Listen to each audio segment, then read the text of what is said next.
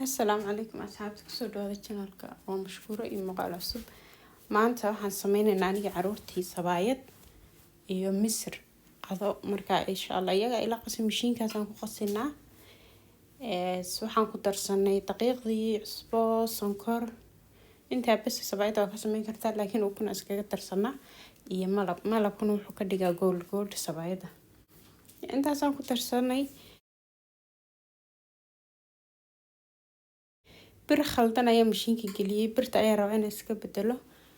kadib insha Allah birtan ayaa lagu xashaa maaragtay cajiinka waxyaabaha qooshka oo kale kaas lagu qooshaa lagu xashaa marka si fiican marka uu xashanto ayaa ka soo saarina waan fidinina marka sabaayada waxaan ka dhigay jileec sabaayada hadaa rabti fiican ani weligii sabaayada intaan qasay oon dhigay oon soo noqday oon dubay ma jirto markaas sabaasna wuxuu ku suurtoobaysaa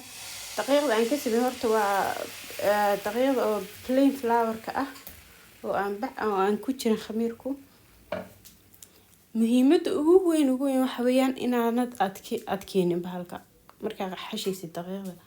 haddii aad adkeysid baxar baad ku jirtaa biyana kuma dari kartid oo ma jilcin kartid laakiin haddii aad jilcisid ma aragtay uu jileec manyaqa ka dhigtid wax yar oo daqiiqa ku dari kartaa marka jileec waxaan ka dhigaa fiican si maaragtay qaacanta ciyaalku ugu fadin karaan wata hata gabadheeda yar maasha Allah afar jir way sabaayad iyada ii fidisay dhowr xabo badan iyada fidisay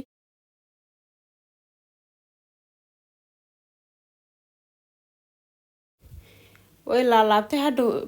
ma aragtay kan lagu fidiyo ma si fiican ugu fidinaya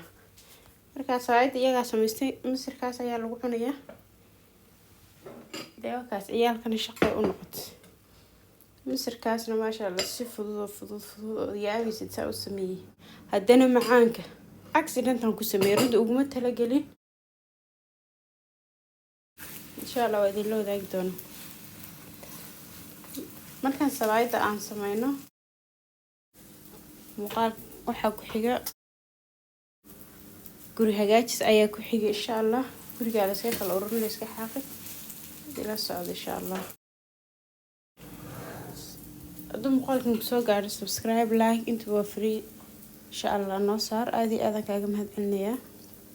deewakaas muuqaalka la socdo wanaagsan guri hagaajis ayaa ku xiga guriga waa la iska kala ururinayaa la xaaqayaa la tirtirayaa way isku dhamaatay shamac yarna waa shidanaynaa haduu Ilaahay qadaro kadibna TV la iska daawanayaa ama quraan ama cashra laga shaqeeyo qof walba dee routiinkiisa soo yahay inaan bila aadanka qofka si weeyaa soo noloshiisa marka wakaas aad ay salaamaya